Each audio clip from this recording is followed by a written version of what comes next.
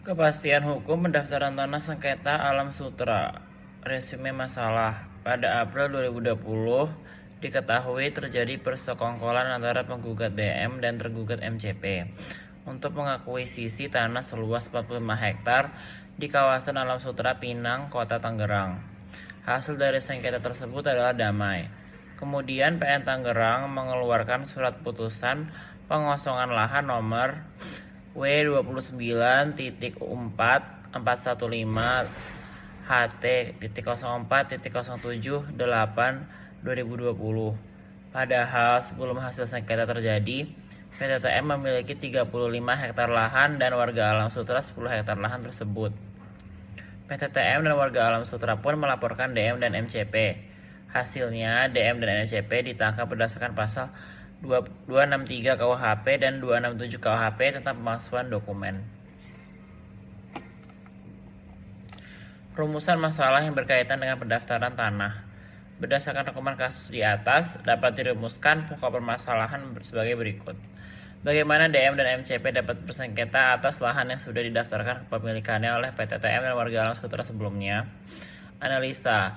Dengan diundangkannya Undang-Undang Nomor 5 Tahun 1960 tentang Peraturan Dasar Pokok-pokok Agraria (UPA) pada 24 September 1960, terciptalah hukum agraria yang bersifat nasional. Undang-Undang Pokok Agraria menginstruksikan pemerintah untuk melakukan pendaftaran tanah, maka sudah sangat jelas pemerintah dalam hal ini wajib menjamin kepastian hukum dan perlindungan hukum. Pasal 19 ayat 1 Undang-Undang Pokok Agraria berbunyi untuk menjamin kepastian hukum oleh pemerintah diadakan pendaftaran tanah di seluruh wilayah Republik Indonesia menurut ketentuan-ketentuan yang diatur dengan peraturan pemerintah. Kemudian ayat 2 huruf C dalam rangka mewujudkan implementasi kepastian hukum bahwa pemberian surat-surat tanda bukti hak yang berlaku alat pembuktian yang kuat. Kemudian oleh pemerintah dikeluarkan peraturan pelaksana untuk mewujudkan hal tersebut, yaitu dengan dikeluarkan peraturan pemerintah nomor 10 tahun 1961 tentang pendaftaran tanah, sekarang telah diubah dengan peraturan pemerintah nomor 24 tahun 1997 tentang pendaftaran tanah. Berdasarkan landasan PP di atas, sistem pendaftaran tanah yang dianut oleh Indonesia adalah sistem publikasi negatif yang bertendensi positif. Dalam sistem ini menggunakan sistem pendaftaran hak, artinya data fisik dan data yuridis atas tanah tersebut dianggap sebenar sepanjang tidak ada yang menyanggah kebenaran data tersebut. Ciri-ciri pendaftaran tanah dengan sistem publikasi negatif antara lain: 1. Sistem pendaftaran tanah menggunakan sistem pendaftaran akta. 2. Sertifikat yang diterbitkan sebagai tanda bukti hak bersifat kuat, yaitu data fisik dan data yuridis yang tercantum dalam sertifikat dianggap benar sepanjang tidak dibuktikan sebaliknya oleh alat bukti yang lain. Sertifikat bukan satu-satunya tanda bukti hak. 3. Negara sebagai pendaftar tidak menjamin bahwa data fisik dan data yuridis dalam pendaftaran tanah adalah benar. 4. Dalam sistem publikasi ini menggunakan lembaga daluarsa.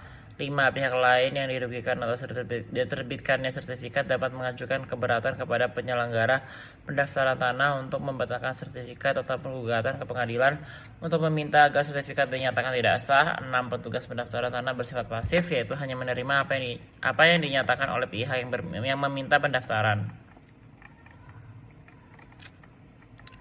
Dalam sistem publikasi negatif, negara hanya secara pasif menerima apa yang dinyatakan oleh pihak yang akan mendaftarkan tanahnya, sehingga setiap saat dapat digugat oleh pihak yang merasa lebih berhak atas tanah tersebut. Kelebihan dari sistem publikasi negatif ini menurut Apriania adalah: 1. Pemegang hak yang sesungguhnya terlindungi dari pihak lain yang tidak berhak atas tanahnya. 2. Adanya penyelidikan riwayat tanah sebelum penerbitan sertifikat. 3. Tidak adanya batas waktu bagi pemilik tanah yang sesungguhnya untuk menuntut haknya yang telah disertifikatkan oleh pihak lain. Pada sisi lain, meskipun pasal 32 ayat 2 PP nomor 44 tahun 1997 telah mengatur bahwa 5 tahun setelah diterbitkan sertifikat, pemegang hak atas tanah tidak dapat menghadapi gugatan dari pihak yang merasa juga memiliki hak atas tanah tersebut. Namun ternyata dalam prakteknya tidak sepenuhnya dijalankan sesuai dengan ketentuan tersebut. Akan tetapi dalam penyataannya, meskipun telah lewat dari 5 tahun, pemilik tanah yang tercantum di dalam sertifikat terjemahkan menghadapi suatu gugatan asalkan penggugat memiliki bukti yang valid.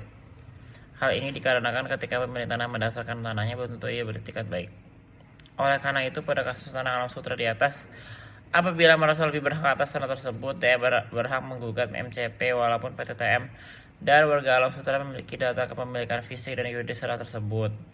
Karena dengan sistem publikasi negatif Indonesia membolehkan pihak lain yang dirugikan untuk diterbitkan atas diterbitkannya sertifikat dapat mengajukan gugatan ke pengadilan untuk meminta agar sertifikat dinyatakan tidak sah.